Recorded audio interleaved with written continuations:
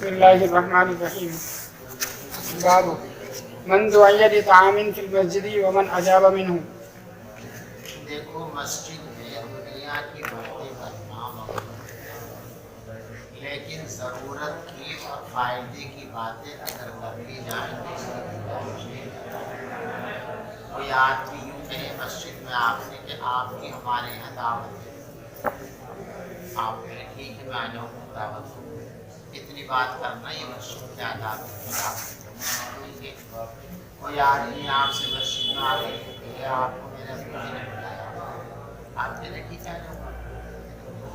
کوئی کہتے آپ سے جی حضرت فلاں فتویٰ میں نے آپ کو دیا تھا استفتاء، وہ ذرا جلدی تیار کرا دیجیے، آپ ٹھیک ہے کرا دیجیے۔ وہ ضروری باتیں اگر مسجد میں کر لی جائیں تو وہ آداب مسجد کے منافق وغیرہ نہیں ہے، بس یہی اس باب کے اندر بیان ہے، سمجھ گئے؟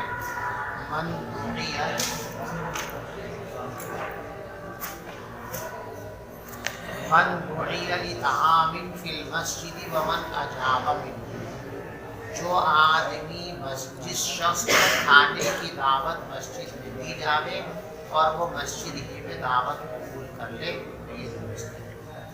حضور پاک صلی اللہ علیہ وسلم ایک مرتبہ اپنی مسجد میں تشریف فرما تھے اور کئی روز سے آپ واقع سے تھے، کوئی چیز آپ کو کھانے کو نہیں ملی۔ ظاہر بات ہے اس سے آواز میں آپ کی ضعف اور کمزوری تھی۔ آپ مسجد میں بیٹھے ہوئے گفتگو فرما رہے تھے، حضرت ابو طلحہ رضی اللہ تعالیٰ نے جب آپ کی گفتگو سنی تو آپ کے آواز کے دھیمے پن سے سمجھ گئے کہ آپ مبتلا ہیں۔ چپکے سے اٹھے اور گھر گئے اور اپنی بیوی سے کہا دیکھو میں نے حضور کی آواز سے محسوس کیا کہ آپ بھوکے ہیں، تو اگر کوئی بھی کھانے پینے کی چیز ہو تو جلدی سے ان کے گھر میں کچھ باسی روٹیاں رکھی ہوئی، وہ ایک چادر کے پلو میں انہوں نے لپیٹی، جیسے باندھ دی یہاں پہ اور وقت ہوتی ہوگی، اور باقی چادر جو ہے اپنے بیٹے کے گلے میں اس طریقے سے ڈال دی تاکہ راستے میں نہیں گر نہ جائے، اور یہ کہا کہ سیدھے مسجد میں جاؤ اور یہ روٹی لے جا کر کے حضور پاک صلی اللہ علیہ وسلم کو پیش کرو۔ حضرت انس بچے ہیں تشریف لائے، حضرت نے ان کو دیکھا تو پوچھا ارسلک ابو طلحہ، ابو طلحہ نے بھیجا تمہیں؟ کہ جی ہاں۔ اچھا کھانا لے کر کے بھیجا؟ کہ جی ہاں۔ کہے کھانا لے کے گھر چلو ہمارے گھر، اور جتنے لوگ مسجد میں تھے سب سے کہا چلو بھی سب کے سب ابو طلحہ کے یہاں سب کی دعوت۔ تو حضرت نے ابو طلحہ کے گھر کھانا کھانے کے لیے مسجد میں بیٹھے بیٹھے صحابہ کرام سے فرمایا کہ چلو ابو طلحہ کے گھر کھانا کھائیں گے، اور ان صحابہ نے اس کو قبول کر لیا۔ تو مسجد میں دعوت دینا اور مسجد میں دعوت قبول کرنا یہ ثابت ہو گیا، بات سمجھ گئے؟ یہ پہنچے جا کے کہہ دیا کہ حضرت مفتی یوں کہہ دیا کہ تم گھر جاؤ وہیں آ جائے، اور پوری بھیڑ ہے بارات کی برابر۔ ابو طلحہ کے پاؤں سے زمین نکل گئی۔ ہمارے یہاں جو ایک آدمی مشکل سے روٹی کھانے کے لیے، اور حضرت اتنے سارے لوگوں کو لے کے آ رہے ہیں، کیسے کھلائے گے کھانا؟ آگے پوری طریقے بیوی سے کہا ام سلیم سے کہ تو معاملہ خراب ہو گیا، حضور اتنے سارے لوگوں کو لے کر کے آ رہے ہیں اور ہمارے یہاں تو کھانے پینے کا انتظام ہے نہیں۔ تو فرمایا آپ نے کیا کہا تھا کہ مچھلی حضرت خود لے کے آ رہے ہیں نا، حضرت لے کے آ رہے ہیں تو حضرت جانے، ہمیں کیا فکر کی بات ہے۔ حضرت تشریف لائے اور فرمائے روٹیوں کو چورو، ٹکڑے کرو چھوٹے چھوٹے کر دیے، ان میں ذرا سا گھی ڈالو اور پھر اس کو خوب ملو، خوب ملو، خوب مل کر کے اس کا ملیدہ بنا دیا، اور اس کے بعد کہاں دسترخوان بچھاؤ، اس پہ رکھ دو یہ ملیدہ، اور 10 لوگوں کو ایک ساتھ کھانے کے لیے بلاؤ۔ 10 کو بلا لیا، انہوں نے کھا لیا، پھر اس کے بعد 10 بلا لیے، انہوں نے کھا لیا، پھر 10 بلا لیے، اس طرح 10 کر کے تقریباً 80 لوگوں نے وہ کھانا کھا لیا۔ پیغمبر علیہ السلام نے بھی کھا لیا، گھر والوں نے بھی کھا لیا، اس کے بعد بھی وہ کھانا بچا رہا تو تبرکاً وہ دوسرے لوگوں کے یہاں تقسیم کر دیا اور بانٹ دیا گیا۔ یہ پیغمبر علیہ السلام کا معجزہ ہے۔ یہ روایت معجزات کے اندر اور کتاب الفتیمہ کے اندر بھی آئے گی. یہاں تو صرف جو ہے اختصار کے ساتھ اتنا سا جو لانا تھا کہ حضرت نے لوگوں کو کھانے کے لیے دعوت دی ہے مسجد میں، اور مسجد ہی میں بیٹھتے بیٹھتے صحابہ نے وہ دعوت قبول کر لی. تو مسئلہ طے ہو گیا کہ مسجد میں دعوت دی بھی جا سکتی ہے اور مسجد میں بیٹھتے بیٹھے دعوت قبول کی بھی جا سکتی ہے. بات سمجھ گئے بھائی؟ جی. جس آدمی کو کھانے کی دعوت مسجد میں دی جائے اور وہ مسجد ہی میں اس دعوت کو قبول کر لے.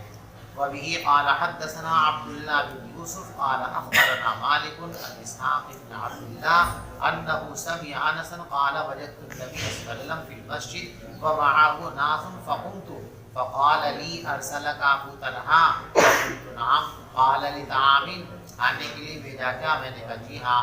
فقال لمن حوله قوموا، تو آپ نے اپنے پاس بیٹھنے والوں سے کہا سب اٹھو. فانطلقوا، سب کے سب چل دیے.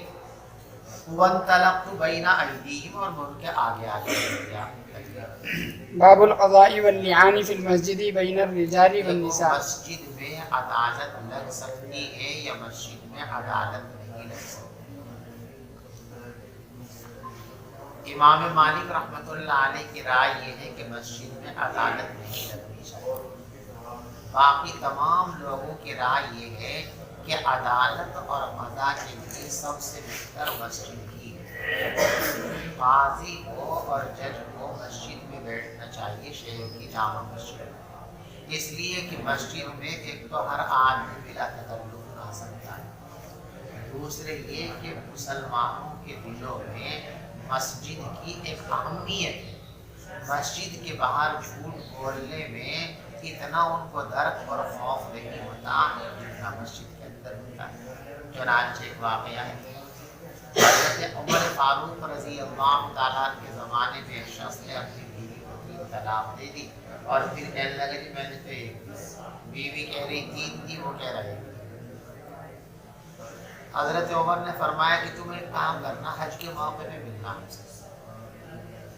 حج کے موقع پہ یہ گیا، حضرت اس وقت جو ہے بیت اللہ کا طواف فرما رہے ہیں. ابھی اس نے جا کے سلام کیا، حضرت نے بھی کہا اچھا یہاں تو اللہ کی قسم کھا کر کے بتا کہ تو نے 1 طلاق دی کہ 3 طلاق دی. کہنے لگا حضرت آپ اگر کہیں اور کی بات کہتے مجھ سے تو میں قسم کھا کے یہی کہتا کہ 1 دی، لیکن اب آپ مسجد حرام میں خانہ کعبہ میں بیت اللہ کے سامنے پوچھ رہے ہیں، اب جھوٹ بولنے کے لیے ہمت نہیں. صحیح بات یہ ہے کہ میں نے اپنی بیٹی کو 3 طلاق دی. تو معلوم ہوا کہ مسجد میں جھوٹ بولنے سے آدمی ذرا مسلمان کچھ کامتا ہے، ڈرتا ہے.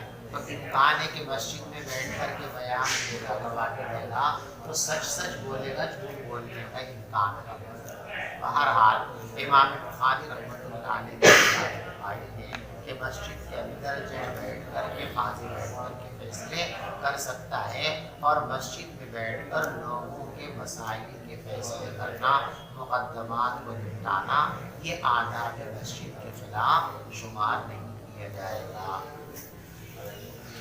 مسجد میں بیان کرنے کا بیان اور فیصلہ کرنے کا بیان مردوں اور عورتوں کے درمیان. دیکھو یہاں بعض لوگوں کو یہ اشکال ہے کہ لعان تو عورت اور مرد ہی کے درمیان ہوتا ہے، 2 مردوں کے درمیان بھی نہیں ہو سکتا، 2 عورتوں کے درمیان بھی نہیں ہو سکتا. اس لیے کہ لعان شوہر و زن کے درمیان ہوتا ہے، میاں بیوی کے درمیان ہوتا ہے، اور 2 مرد آپس میں میاں بیوی نہیں ہو سکتے، 2 عورتیں بھی آپس میں میاں بیوی نہیں ہو سکتی. میاں بیوی تو مرد اور عورت، ایک عورت ایک مرد. تو اب بینت رجالی والنساء کہنے کی تو ضرورت ہی نہیں. اس کا ایک جواب تو یہ ہے کہ یہ جملہ تمام نسخوں کے اندر ہے، بعض نسخوں میں ہے بعض میں نہیں ہے، اور جو عبارت بعض نسخوں کے اندر اس پر کوئی اعتراض نہیں. اس کا سیدھا جواب یہ ہے کہ عبارت اسی کتاب کو صحیح نہیں. اور اگر جواب ہی دینا ہو تو یہ جواب دے سکتے ہیں کہ یہ بین الرجال والنساء کا لفظ حضرت امام بخاری رحمۃ اللہ علیہ ایک غلط فہمی کو دور کرنے کے لیے لایا. کسی کے ذہن میں یہ ہو سکتا تھا کہ عورتوں کو گھر میں رہنے کے لیے اور پردے میں رہنے کے لیے کہا گیا. مسجد میں تو بہت سارے لوگ ہوتے ہیں، اب جب مسجد میں لعان ہوگا تو اس عورت کو مسجد میں آنا پڑے گا تو بے پردگی ہوگی. یہ اشارہ کرنے کے لیے کہ یہاں عورتیں آ سکتی ہیں اور یہ آنا ضرورت کے لیے ہے, اور ضرورت کے لیے آنا بے پردگی کے زمرے میں نہیں آتا ہے. صرف اس لیے لفظ پڑھا دیا بینت رجال والنساء, ورنہ اس لفظ کی کوئی ضرورت نہیں ہے, اس لیے کہ لعان تو ہوتا ہی مرد اور عورت کے درمیان. وبه قال حدثنا يحيى قال حدثنا عبد الرزاق قال أخبرنا ابن جريج قال أخبرنا ابن شهاب عن سهل بن سعد أن رجلا قال يا رسول الله رأيت رجلا وجد مع امرأته رجلا أيقتله فتلاعنا في المسجد وأنا شاهد. ایک شخص نے یوں کہا حضور آپ کی کیا رائے ہے کہ کوئی آدمی اپنی بیوی کے ساتھ کسی غیر مرد کو ملوث پاوے تو اسے قتل کر دے. دیکھو یہ اختصار ہے, کتاب الطلاق کے اندر باب اللعان کے اندر تفصیل سے مسئلہ آئے گا. فطلعنا فی المسجد وانا شاہد, تو ان دونوں نے یعنی شوہر اور زن نے مسجد میں لعان کیا, وانا شاہد, اور میں بھی اس وقت موجود تھا. مثال فرماتے جب لعان کی کارروائی ہوئی تھی تو میں بھی اس وقت شریک کارروائی پر مسجد کے اندر موجود تھا. باب إذا دخل بيتا يصلي حيث شاء أو حيث أمر ولا يتجسس. دیکھو دوسروں کے گھر میں تاک جھانک نہیں کرنی چاہیے. اگر دوسروں کے گھر آپ گئے ہیں اور وہاں آپ کو نماز پڑھنی ہے یا گھر والے آپ سے تبرکاً نماز پڑھوانا چاہتے ہیں تو یا تو جہاں بھی آپ کو دیکھے وہیں کھڑے ہو کر کے نماز پڑھ لو, یا پھر گھر والے جہاں کہیں وہاں پڑھ دو. گھر میں تاکہ جا کے یہاں کو پڑھوں یہاں کو پڑھوں, یہاں پہ کیا چیز ہے, ادھر کیا اشراف یہ نہیں ہونا چاہیے. آپ کو جو خالی جگہ دکھ رہی وہی نیت باندھو تو رکعت نماز پڑھو. یا پھر گھر والے آپ سے کہیں کہ حضرت یہاں پڑھ لیجیے نماز, اس جگہ مصلی بچھا دیا ہم نے, حضرت اس کمرے میں آ جائیے, جس کمرے میں وہ بلا کر کے پڑھوا وہ پڑھ لیجیے. دوسروں گھر میں تاک جھانک نہیں ہونی چاہیے. جب کسی کے گھر میں داخل ہو تو جہاں چاہے نماز پڑھ لے, یا جہاں کے لیے کہا جائے وہاں نماز پڑھ لے, بلائے تجسس, اور تاک جھانک نہ کرے, ٹوہ نہ لگائے. وبه قال حدثنا عبد الله بن مسلمة قال حدثنا إبراهيم بن سعد عن ابن شهاب عن محمود بن ربيعي عن عتبان بن مالك أن النبي صلى الله عليه وسلم أتاه في منزله فقال أين تحب أن أصلي لك من بيتك قال فأشرت. کوئی عتبان بن مالک رضی اللہ تعالیٰ عنہ صحابی ہیں, اور مدینے کے محلوں میں جو مسجدیں تھیں ان میں سے ایک مسجد کی امام صاحب ہیں. اخیر زمانے میں ان کی بینائی ذرا کچھ کمزور ہو گئی, تو جہاں ان کی مسجد تھی محلے کی جہاں یہ نماز پڑھانے جاتے تھے امام صاحب, اس مسجد کے درمیان اور ان کے گھر کے درمیان ایک برساتی نالا تھا. برساتی نالوں میں جھاڑوں میں اور گرمیوں میں پانی نام کی کوئی چیز نہیں ہوتی, لیکن جب برسات کا موسم آتا ہے تو پہاڑوں کا اور ٹیلوں کا جو پانی بارش کا ہوتا ہے وہ ان برساتی نالوں کے اندر بہتا ہے, بن جاتے ہیں وہ نالے. تو برسات میں جب بارش ہو جاتی تھی تو اس پانی سے گزر کر مسجد جانا ان کے لیے دشوار ہوتا تھا. تو انہوں نے یہ پلان بنایا کہ میں حضور پاک صلی اللہ علیہ وسلم کو بلا کر اپنے گھر میں ایک جگہ نماز پڑھوا لوں اور پھر اسی کو جائے نماز بنا لوں, اور جب بھی بارش وغیرہ ہو یا کوئی ایسی صورتحال ہو تو مسجد میں جانے کے بجائے یہی محلے والوں کو بلا لیا کروں اور یہی ان کو نماز پڑھا دوں. یہ درخواست انہوں نے کی تھی. حضور پاک صلی اللہ علیہ وسلم اپنی فرصت کے اعتبار سے کسی دن چاشت کے وقت ان کے گھر پہنچ گئے اور کہا ہاں بھی بتاؤ کس جگہ نماز پڑھوں. حضرت یہاں نماز پڑھتی, نماز پڑھ کے بیٹھ گئے. انہوں نے کھچڑا بنوایا تھا. کھچڑا تو جانو یہ حلیب بھی کھچڑا ہی ہے, تو کھچڑا بنوایا تھا. کہ حضرت کھچڑا تیار ہے, بس بیٹھ جائیے. اب کہیں کوئی بزرگ تشریف لے جائیں تو جیسے جیسے پتہ چلتا ہے شہر میں لوگ آنے لگے بھی فلاں جگہ فلاں بزرگ آئے ہوئے, تو جسے پتہ چلے وہ پہنچ رہے ہیں. اب جیسے جیسے اس محلے میں یہ خبر گشت کرنے لگی کہ آپ تشریف لائے ہیں تو تو چل میں چلیے چل لو, بھیڑ لگ گئی, باتیں ہونے لگی. انہیں باتوں میں کسی نے کہا بھائی ابن الدخیشن نظر نہیں آ رہا، یہاں پہ سارا محلہ موجود ہے، وہ نظر نہیں آ رہا. کسی نے کہا وہ کیوں آئے گا؟ بھائی حضور سے تو محبت مومنین کو ہے، منافقین کو تھوڑی. وہ تو منافق ہے، وہ کیوں آئے گا؟ مومن ہوتا تو آتا، وہ تو منافق ہے. ویسے بتائے مسلمان ہے تو وہ اس لیے نہیں آیا. حضرت نے فرمایا بھائی کلمہ نہیں پڑھتا وہ آئے پڑھے تو پھر ایسی بات ہے. اس کے دل میں ایمان ہے یا نہیں ہے یہ امر غیبی، اور امر غیبی کے سلسلے میں آپ تیقن کے ساتھ اور جذب کے ساتھ کوئی فیصلہ نہیں کر سکتے. یہ بات آپ کو نہیں کہنی چاہیے. انہوں نے اپنا عذر پیش کیا کہ حضرت وہ غیب تو ہمیں نہیں ہے، لیکن ہم اکثر و بیشتر یہ دیکھتے ہیں کہ منافقین میں زیادہ دلچسپی اور انہی کے پاس اٹھتا ہے، انہی کے پاس بیٹھتا، انہی جیسی باتیں کرتا ہے. کبھی بات ہونے لگے تو انہی کی حمایت کرتا ہے. اس لیے ہم نے کہہ دیا کہ منافق ہے. بہرحال پیغمبر علیہ السلام نے وہاں نماز نہ پڑھی.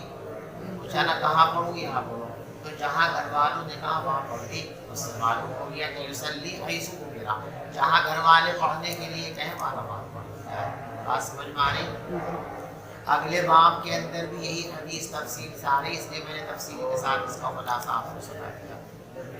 عتبان ابن مالک کہتے ہیں کہ نبی پاک صلی اللہ علیہ وسلم ان کے مکان پر تشریف لائے اور فرمایا این تحب ان اصلی لک من بیتک، تم اپنے گھر میں کہاں پسند کرتے ہو کہ میں آپ کے لیے نماز پڑھوں؟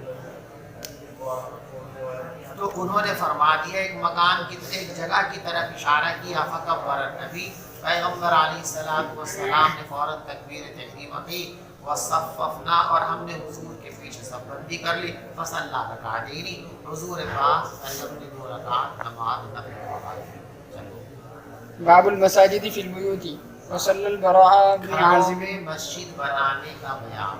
دیکھو آج کل تو اکثر گھر چھوٹے ہیں، میرے بھی لوگوں کو دقت ہے تو علیحدہ سے مسجد کیا بنائیں، لیکن جن کے گھر بڑے ہیں ان کو اس کا خیال رکھنا کہ گھر میں کوئی خاص ہوگا مخصوص کر لی جائے. گھر کے مرد نوافل پڑھنے کے لیے اور مذکورات تمام نمازیں پڑھنے کے لیے اس جگہ کو منتخب کر لیں. سب وہی نماز پڑھیں، اس کی صفائی کا ستھرائی کا قابل یہ مسجد خانہ کہلاتا ہے. تو جس کے گھر میں بھی گنجائش ہو اس کو مسجد خانہ ضرور بنانی چاہیے.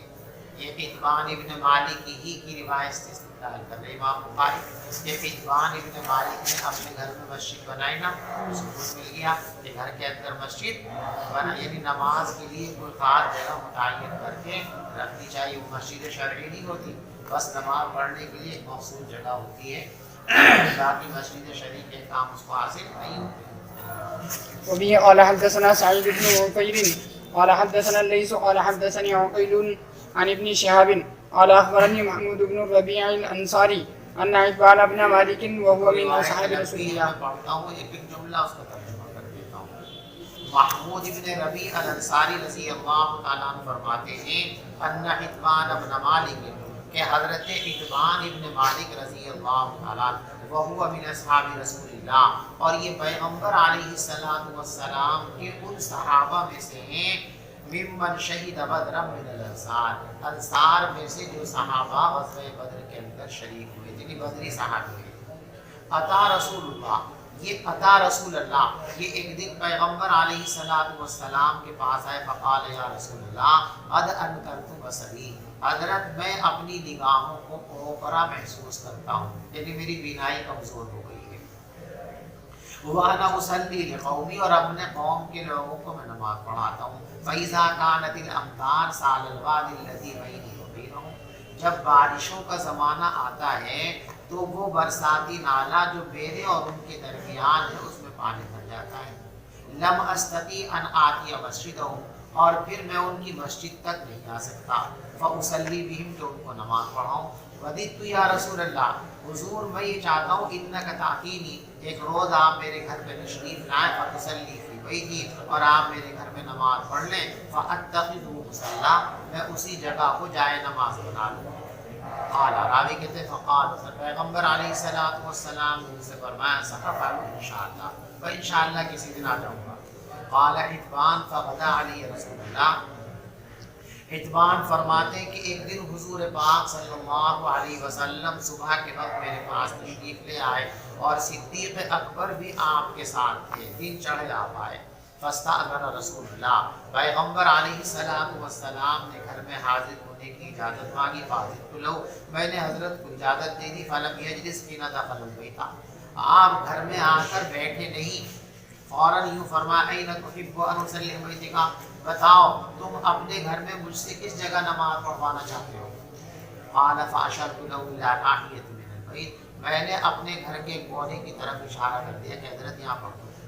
فقام رسول اللہ، پیغمبر علیہ السلام کھڑے ہوئے، فکبر، اور حضرت نے تکبیر تحریمہ فرمائی۔ فقمنا، ہم بھی حضرت کے ساتھ کھڑے ہو گئے۔ فصففنا، اور ہم نے بھی پیچھے صف بنا لی۔ فصلی رکعتین، حضرت نے 2 رکعت نماز پڑھائی۔ ثم سلم، پھر حضرت نے سلام پھیرا۔ وحبسناه علی فضیلۃ صنعناها له، اتبان کہتے ہیں کہ ہم نے حضرت کو گھر میں روک لیا اس کھچڑے کی وجہ سے جو ہم نے حضرت کے لیے بنایا تھا۔ قال فطاب فی البیت رجال، فرماتے ہیں لوگوں کے اندر گھروں کے آنے کا تانتا لگ گیا، محلے والوں میں سے ذو عدد متعدد لوگ آ گئے، فاجتمعوا، اکٹھے ہو گئے۔ فقال قائل منهم، تو ان میں سے ایک نے یوں کہا، این مالک بن الدخیش، بھائی مالک بن دخیشن کہاں ہے؟ یا یوں فرمایا کہ مالک ابن الدخشن کہاں ہے؟ فقال بعضهم ذلك منافق، تو کسی نے کہا وہ تو منافق ہے، وہ اللہ اور اللہ کے رسول سے محبت نہیں رکھتا ہے۔ تو پیغمبر علیہ السلام نے فرمایا لا تقل ذاک، یہ بات مت کہو۔ الا تراہ قد قال، کیا تم نے اس کو لا الہ الا اللہ کہتے ہوئے نہیں دیکھا ہے اور اس سے وہ اللہ کی رضا طلب کرتا ہو؟ قال، تو لوگوں نے کہا جی اللہ اور اللہ کے رسول بہتر جانتے ہیں۔ قال فإنا نراه کہ تم کہتے ہو ان کو، تو لوگوں نے معذرت کی کہ حضرت ہم ان کی توجہ اور ان کی خیر خواہی منافقین کے ساتھ دیکھتے، اس لیے ہم نے منافق کہہ دیا۔ اب اللہ بیٹھا تو نہیں ہے، اب تو نہیں ہے، اب لے جاؤ۔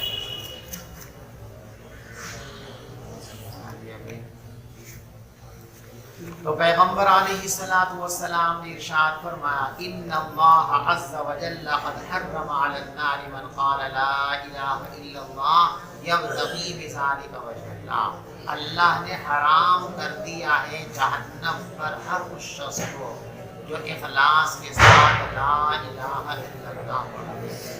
قال ابن شہاب ثم سألت الحسین بن محمد الانصاری وهو احد بنی صالح، دیکھو اس روایت کے جو راوی ہیں وہ ہے محمود ابن ربیع، اور جس وقت یہ واقعہ پیش آیا تھا اس وقت محمود ابن ربیع چھوٹے سے بچے تھے، تو اب کسی کو یہ خیال ہو سکتا تھا کہ ابھی یہ چھوٹے بچے تھے، پتہ نہیں ان کو واقعہ اور باتیں صحیح طریقے سے یاد ہے بھی نہیں ہے، انہوں نے ساری باتیں صحیح طریقے سے سنی تھی نہیں سنی تھی، ان کی روایت کا کیا اعتبار ہے؟ اور یہ دوسری روایت لائے کہ محمود ابن ربیع کے علاوہ جو بڑے اور سمجھدار لوگ تھے اس محفل میں، انہوں نے بھی اس پورے واقعے کو اسی طرح بیان کیا ہے جس طرح محمود ابن ربیع رضی اللہ تعالیٰ نے بیان کیا، اسی کو فرماتے ہیں۔ ابن شہاب کہتے ہیں پھر میں نے اس حدیث کے بارے میں سوال کیا حسین بن محمد الانصاری سے، اور وہ بنو سالم کے قبیلے کے شخص ہیں، وہو من سراقیم، اور وہ اس قوم کے سرداروں چودھریوں میں سے ہیں۔ محمود ابن ربیع کی حدیث کے بارے میں پوچھا فصدقوا بذلک، تو انہوں نے اس حدیث کی تصدیق فرمائی۔ یہ کیا ہے؟ سے دیکھا واپس چلو باب التیمم فی دخول المسجد وغیرہ، مسجد میں داخل ہوتے وقت داہنے قدم کو داخل کرنا چاہیے۔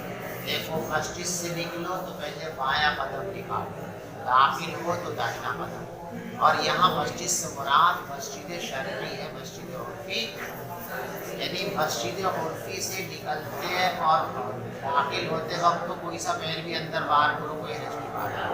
مسجد شرعی جہاں سے نماز کھانے کی صلاۃ کھانے کی حد شروع ہوتی ہے، وہاں اس کا اہتمام کرنا کہ پہلے داہنا پیر داخل کرو اور بایاں پیر نکالو نکلتے ہو۔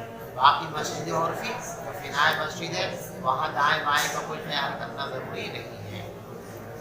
وكان ابن عمر يبدأ برجل اليمنى فإذا خرج بدأ برجله اليسرى.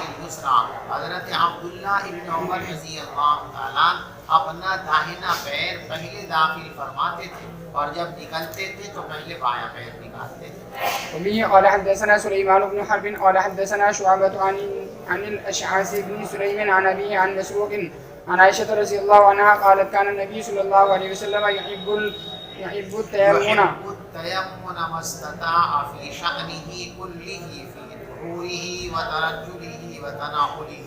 کتاب الوضو کے اندر روایت گزر چکی ہے.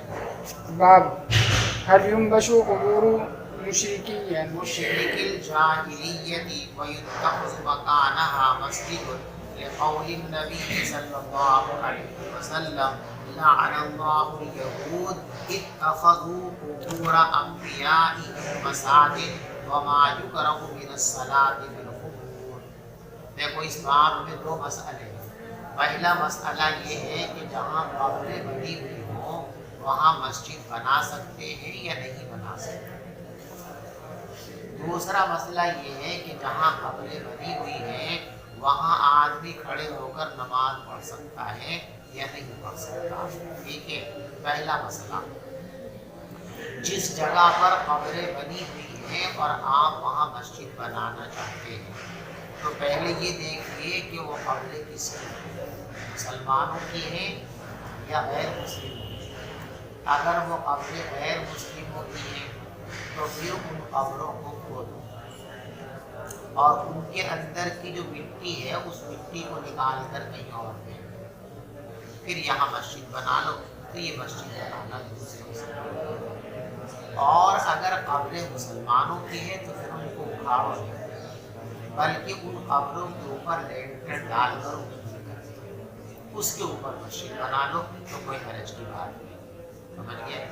حضور پاک صلی اللہ علیہ وسلم جب ہجرت فرما کر مدینہ تشریف لے گئے تو پہلے آپ قبا میں جا کر قیام پذیر ہوئے اور 14 روز تک آپ نے وہاں قیام کروایا. اس کے بعد آپ مدینے میں تشریف لائے اور مدینے میں جہاں آپ کے ننیحال یعنی آپ کے دادا کے ننیحال آپ وہاں اس قلعے کے اندر گئے اور وہاں جانے کے بعد سارے لوگ چاہتے تھے کہ بھائی ہمارے ٹھہرے ہمارے ٹھہرے, پورا مدینہ چاہتا تھا. تو حضرت نے فرمایا یہ اونٹنی اللہ کی جانب سے معمور ہے, اس کو چھوڑ دو جہاں بیٹھے گی. وہ اونٹنی چلی اور اسی ننیحال والا جو قبیلہ ہے انہی لوگوں کی ایک زمین پڑی ہوئی تھی جس میں ان کے آباء و اجداد کی کچھ قبریں تھیں, کچھ کھجور کے درخت تھے, کچھ گڈھے وڈھے تھے. اونٹنی وہاں بیٹھ کے اٹھایا بیٹھ کے فرمایا کہ بس یہی قیام کریں. اب ظاہر بات ہے قبروں میں کہاں قیام کریں گے جگہ کہیں. حضرت ابو ایوب انصاری رضی اللہ تعالیٰ ایک دم سے دوڑے اور حضرت کی اونٹنی کا جو پجامہ تھا وہ اٹھا کر کے اپنے گھر سے گئے. حضرت نے فرمایا بھی آدمی اپنے کجاوے کے ساتھ چلتا ہے جب تک مسجد نبوی اور آپ کے حجرے تیار ہوئے تب تک حضور پاک صلی اللہ علیہ وسلم نے حضرت ابو ایوب انصاری رضی اللہ تعالیٰ کے مقام پر ہی قیام فرمایا. ٹھیک ہے. پھر آپ نے ان لوگوں کو طلب کیا جن کی وہ زمین تھی اور ان سے فرمایا کہ بھئی اس زمین کی قیمت لے لو اور یہ زمین ہمیں دے دو, ہم اس میں مسجد بنائیں گے. ان لوگوں نے کہا کہ جی ہم آپ سے کوئی قیمت نہیں لیتے, اس کی قیمت تو ہم اللہ میاں سے لیں گے, یعنی ہم لوجہ اللہ مفتی یہ زمین دینے کے لیے تیار ہیں. بہرحال اب وہاں جو کھجور کے درخت تھے ان کو تو کٹوا دیا گیا, جو گڈھے تھے ان میں مٹی کا بھراؤ کرا دیا گیا اور جو مشرکین کی قبریں تھیں ان کو اکھاڑ کر کے ان کے اندر کی جو مٹی تھی اس کو کہیں دوسری جگہ پھٹوا دیا گیا. نبش کا مطلب یہ ہے نبش یا مش نبش قبروں کو کھودنا, یعنی ان کے اندر جو ہڈیاں اور مٹیاں تھیں اس ہڈی اور مٹی کو نکال کر کے دوسری جگہ رکھا گیا. تو مسئلہ طے ہو گیا بھائی کہ اگر مشرکین کے قبریں ہوں اور وہاں مسجد بنانے کی ضرورت پیش آئے تو پہلے قبروں کی اس مٹی کو یہ جو باقیات اس میں رہ گئے ہیں ان کو کھود کر کے کہیں اور پھینکو تب مسجد بناؤ.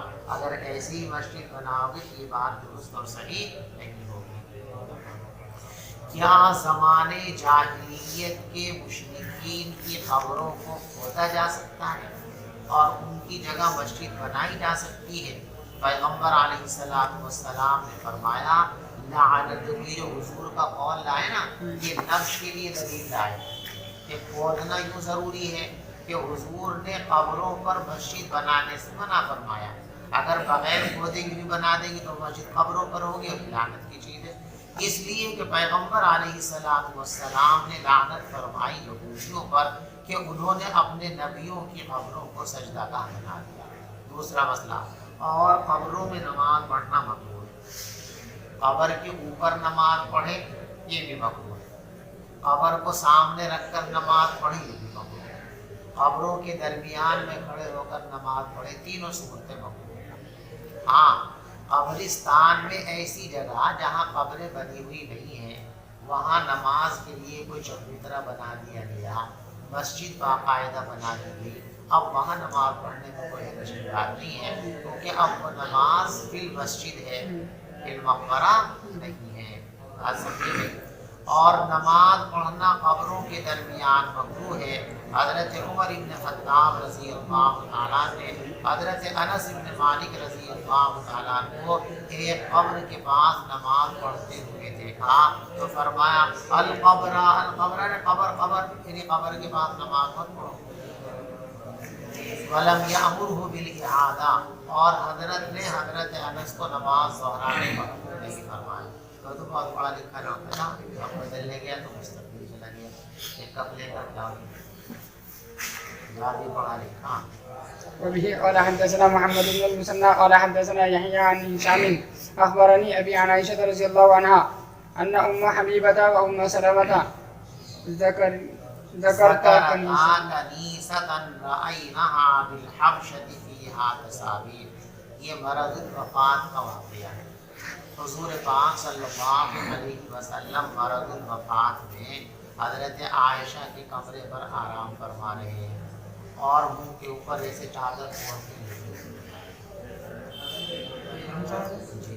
اب وہ باتیں جیسے ہونے لگی تو انہیں باتوں میں کہ دیکھو ہم وہاں گئے تھے نا حبشہ میں, ایک وہاں کلیسا بنا ہوا تھا جگہ کتنا خوبصورت تھا اور دیکھو کتنی بڑی بڑی تصویریں اس میں مورتیاں لگی ہوئی تھیں. یہ تذکرہ کر رہی تھی. حضرت نے فوراً چادر اپنے چہرے سے ہٹائی اور فرمایا کہ دیکھو یہ جو مورتیاں تم نے دیکھی ہیں ان کا طریقہ یہ تھا کہ یہ لوگ ایسا کرتے تھے جب ان میں سے کوئی ایک آدمی مرتا تو اس کو دفناتے اور اس کی قبر کے پاس ایک مسجد بنا دیتے اور پھر اس کی مورتی اور تصویر اس میں لگا دیا کرتے تھے. پہلے لگاتے تھے عقیدت میں یادگار کے طور پر, پھر آہستہ آہستہ انہیں کی پوجا اور پرستی جایا کرتی. ام حبیبہ ام سلمہ نے تذکرہ کیا ایک گرجا کا جو انہوں نے حبشہ میں دیکھا تھا اور اس میں تصویریں تھیں. فذکرتا ذالک, ان دونوں نے اس کا تذکرہ کیا پیغمبر علیہ السلام کے سامنے. فقال, تو حضرت نے فرمایا ان اولئک, دیکھو ان کا حال یہ ہے اذا کان فیہم الرجل الصالح, جب ان کے یہاں کوئی نیک مرد ہوتا اور وہ مر جاتا بنوا علی قبرہ مسجدا, تو اس کی قبر کے پاس مسجد بنا دیتے. وصوروا فیہ تلک الصور, اور یہ تصویریں اور مورتیاں اس میں بنا دیا کرتے تھے. اولئک شرار الخلق عند اللہ, قیامت کے دن ان لوگوں کا مقام ساری مخلوق سے زیادہ بدتر ہوگا اللہ کے نزدیک. وبه قال حدثنا مسدد قال حدثنا عبد الوارث عن ابي التياح عن انس بن مالك قال قدم النبي صلى الله عليه وسلم المدينة فنزل على المدينة في حي على المدينة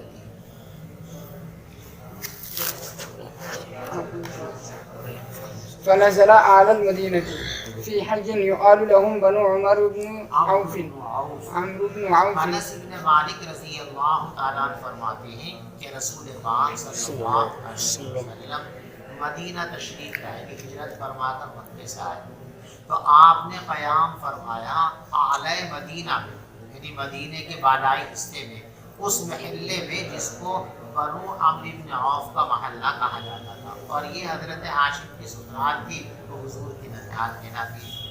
تو حضرت نے ان لوگوں کے درمیان قیام کیا 24 روز۔ دیکھو یہاں 24 روز ہے، لیکن ادھر حاشیے میں لکھا ہے 14، اور یہی صحیح ہے۔ دیگر نسخوں کے اندر 14 ہے، اور 14 والے نسخے کی صحیح ہے، 24 والا نسخہ صحیح، اس لیے کہ حضرت نے قبا کے اندر جو ہے 24 روز قیام نہیں فرمایا تھا، بلکہ 14 روز قیام فرمایا تھا۔ ثم ارسل الی بنی النجار، پھر حضرت نے بلوایا بنو النجار کو، فجاءوا متقلدین، وہ اپنی تلواریں لٹکا کر حضرت کی خدمت میں آئے، فکأنی انظر، حضرت انس کہتے ہیں گویا آج بھی وہ منظر میرے سامنے ہے کہ حضرت اپنی سواری پر تشریف فرما تھے اور ابو بکر آپ کے پیچھے بیٹھے ہوئے تھے، وملأ بنی النجار حولہ، اور بنو النجار کی جماعت آپ کے ساتھ ساتھ چل رہی تھی، حتیٰ القا بفناء نخلہ، یہاں تک کہ آپ نے اپنا سامان رکھ دیا ابو ایوب انصاری رضی اللہ تعالیٰ کے مکان کے سامنے۔ وکانت یحب ان یصلی حیث ادرکت الصلاۃ، اور حضرت پسند فرماتے تھے یہ بات کہ جہاں بھی نماز کا وقت ہو جائے وہی نماز پڑھ لیا کریں، چنانچہ مسجد تھی نہیں جہاں بھی موقع ملتا وہی نماز پڑھ لیا کرتے تھے۔ ویصلی، اور حضرت نماز پڑھ لیا کرتے تھے بکری کے باڑے میں بھی، یہ مسئلہ آگے تفصیل سے بھی آ رہا ہے کہ بکری کے باڑے میں اور اونٹ کے باڑے میں نماز پڑھنے کا کیا ہوتا ہے۔ اور آپ نے مسجد کی تعمیر کا حکم فرمایا، فارسل الی ملأ بنی النجار، تو بنو النجار کے لوگوں کے پاس خبر بھیجی اور یوں فرمایا، اے بنو النجار ثامنونی بعائدکم ھذا، تم اپنے اس باغ کی ہم سے قیمت لیں۔ قالوا نے کہا لا، ہم نہیں لیں گے، واللہ لا نطلب ثمنہ، ہم خدا کی قسم اس کی قیمت نہیں لیں گے مگر اللہ جل جلالہ سے۔ قال انس فکان فیہ ما اقول لکم، تو اس زمین کے اندر وہ چیزیں تھیں جو میں تمہیں بتاؤں گا۔ کیا بتاؤں گا؟ وہ یہ بتانا، قبور المشرکین، کچھ مشرکین کی قبریں تھیں، وفیہ خرب، اور کچھ اس میں گڈھے تھے، وفیہ نخل، کچھ اس میں کھجور کے درخت تھے۔ فامر النبی، تو پیغمبر علیہ السلام نے قبروں کو اکھاڑنے کا حکم دیا، فنبشت، ان کو اکھاڑ دیا گیا۔ ثم بالخرب، پھر آپ نے گڈھوں کو بھرنے کا حکم دیا، فسویت، ان میں مٹی بھر کے برابر کر، وبالنخل، اور کھجوروں کو کاٹنے کا حکم دیا، فقضی، ان کو کاٹ دیا گیا۔ فصف النخل قبلۃ المسجد، بس کھجور کے تنوں کو دیوار قبلہ میں ستون کے طور پر کھڑا کر دیا، وجعلوا، اور ان کے بیچ کے حصوں کو پتھروں سے بھر دیا، وجعلوا یذکرون الثقب، اور لوگ پتھر اٹھا اٹھا کر لا رہے تھے اور رجز پڑھ رہے تھے، اور پیغمبر علیہ السلام بھی ان کے ساتھ رجز پڑھتے ہوئے کہتے تھے، اللہم لا خیر الا خیر الآخرہ، اے اللہ اصل خیر تو آخرت کی بھی خیر ہے، بس آپ مہاجرین اور انصار کی بخشش فرما دیجیے۔ باب الصلاة فی مرابض الغنم، بکریوں کے باڑے میں نماز پڑھنے کا بیان۔ وبه قال حدثنا سليمان بن حرب قال حدثنا شعبة عن ابي التياح عن بکریوں کے باڑے میں نماز پڑھنے کی اجازت ہے، اور اونٹ کے باڑے میں نماز پڑھنے سے منع کیا ہے۔ اس کی دو وجہ ہیں۔ ایک وجہ تو یہ ہے کہ بکریاں بھولے بھالے جانور ہوتے ہیں اور کمزور سے ہیں، یہ جہاں بندتی ہے اور رہتی ہے اس کے رہنے سے زمین میں گڈھے نہیں ہوتے، ٹھیک ہے نا، اور یہ بدھی ہوئی ہو اور وہیں آپ نماز کی نیت باندھ لیں تو ایک تو شرارت ان میں نہیں بدکے کی بھی نہیں، اور اگر بدک کی تو 15 کلو کی، 10 کلو کی، 7 کلو کی بھی، اگر گر بھی گئی کسی کے اوپر تو کچھ نہیں ہوتا۔ تو ایک تو نقصان کا اندیشہ نہیں ہے اور وہ جگہ ہموار ہے، آرام سے نماز پڑھی جا سکتی ہے۔ दूसरे बकरियों के बाड़े में हुकूमत सफाई का इंतजाम करते रहता है, गंदगी और बदबू भी नहीं होती, इसलिए वहाँ नमाज पढ़ने में कोई दिक्कत नहीं। ऊँट जो है कीमतोस जानवर और इसके अंदर जो है रोज़ का मादा होता है। अच्छा, खासियत इसकी ये है कि अगर इसको जो है नकेल पहना दी जाए, पैर में ज़रा सी छोटी सी रस्सी बांध दी जाए, तो इतना शरीफ हो जावे कि इससे ज़्यादा शरीफ कोई जानवर नहीं होता, और खोल दो तो कोई बदमाशी रहता है। तो भारी जानवर है। एक तो ये है कि जहाँ ये बांधा जाता है तो इसके गुनाड़े पाँव ज़मीन नाहमवार हो जाती, गड्ढे हो जाते हैं। अब वहाँ आप नमाज पढ़ेंगे ऊँची जगह पे चोट लग सकती है। फिर ये बंधा हुआ नहीं है तो वहाँ बदबू और ये गड्ढे, ये नमाज पढ़ने में दिक्कत। और बंधा हुआ है, शर्ती जानवर है, और कभी कभी बहुत ख़तरनाक तरीके से बिगड़ जाता है। अगर ज़रा बिगड़ गया, हल्की सी भी लग गई किसी के, तो नमाज तो क्या पढ़ता, उसी की नमाज जनाजा पढ़ने की तैयारी हो जाती है। इसलिए वहाँ नमाज पढ़ने से मना, ठीक है। और बकरियों के बाड़े में नमाज पढ़ सकते हैं। अब नमाज पढ़े कपड़े बिछा करके, मुसल्ला बिछा करके, चटाई बिछा करके या बगैर चटाई के, इसको यहाँ बयान नहीं किया। बस जिन लोगों के यहाँ माकूलुल लहम जानवरों का पेशाब पाक है, उनके नज़दीक बकरी के बाड़े में मुसल्ला चटाई बिछाने की ज़रूरत भी नहीं है। क्यों, डायरेक्ट नमाज पढ़ने ज़मीन पर खड़े होके, क्योंकि ज़मीन पाक, जो पेशाब बकरियों का वहाँ गिरा है वो पेशाब उनके नज़दीक पाक है, तो ज़मीन उस पेशाब की वजह से नापाक नहीं हो सकती। और जो ज़मीन पाक हो उस पर कुछ भी बिछाए बगैर नमाज पढ़ते हैं, मुसल्ला और चटाई बिछाने की ज़रूरत। हमारे नज़दीक माकूलुल लहम जानवरों का पेशाब भी दीगर जानवरों के पेशाब की तरह नापाक है, लिहाजा बकरी के बाड़े में बकरियाँ पेशाब करती हैं तो वहाँ नापाकी होना लाज़िम बात है। तो नमाज तो हमारे नज़दीक वहाँ पढ़ी जा सकती है, लेकिन चटाई बिछा करके, मुसल्ला बिछा करके, दरी बिछा करके पढ़ी जाएगी। وبه قال حدثنا سليمان بن حرب قال حدثنا شعبة عن أبي التياح عن أنس بن مالك قال كان النبي صلى الله عليه وسلم يصلي في مرابض الغنم ثم سمعته بعد يقول كان يصلي في مرابض الغنم قبل أن يبتني المسجد. انس بن مالک فرماتے ہیں کہ حضور پاک صلی اللہ علیہ وسلم بکریوں کے باڑے میں بھی نماز پڑھ لیا کرتے ہیں. ایک دفعہ تو انہوں نے بیان کیا. پھر میں نے ان کو یہ فرماتے ہوئے سنا کہ حضور پاک صلی اللہ علیہ وسلم بکریوں کے باڑے میں نماز پڑھتے تھے مسجد بننے سے پہلے. یعنی پہلے تو مطلق فرمایا, مسجد بننے سے پہلے کی بات ہے یا بعد کی بات ہے اس کی صراحت نہیں فرمائی, بس مطلق فرمایا کہ حضرت اس بارے میں نماز پڑھ لیا کرتے. لیکن دوبارہ جب میں نے ان سے یہ حدیث سنی تو انہوں نے وضاحت کے ساتھ فرمایا کہ مسجد جب نہیں بنی تھی تب کی یہ بات ہے, تب آپ وہاں نماز پڑھتے تھے. مسجد بن گئی پھر آپ مسجد کے اندر نماز پڑھتے تھے. باب الصلاة في مواعظ الإبل. وبه قال حدثنا صدقة بن الفضل قال حدثنا سليمان بن حيان قال حدثنا عبد الله بن عن نافع قال رأيت ابن عمر يصلي إلى بعيره وقال رأيت النبي صلى الله عليه وسلم يفعله. حضرت نافع رحمۃ اللہ علیہ فرماتے ہیں کہ میں نے عبداللہ ابن عمر رضی اللہ تعالیٰ عنہ کو دیکھا کہ وہ اپنے اونٹ کی طرف رخ کر کے نماز پڑھ رہے تھے. اونٹ کو آپ نے سترا بنا رکھا تھا, اونٹ کو سترا بنایا تو اونٹ کے قریب, تو اونٹ کے قریب یا جنگل میں پڑھ رہے تو یہاں بھی اونٹ بندھا ہوا اور باڑے کے اندر اونٹ بندھا ہوا. جب یہاں اونٹ کی بات پڑھ سکتے ہیں تو وہ اونٹ کے باڑے کے اندر بھی نماز پڑھ سکتے ہیں. اور فرمایا کہ میں نے پیغمبر علیہ السلام سے عمل کرتے ہوئے دیکھا. باب من صلی وقدامه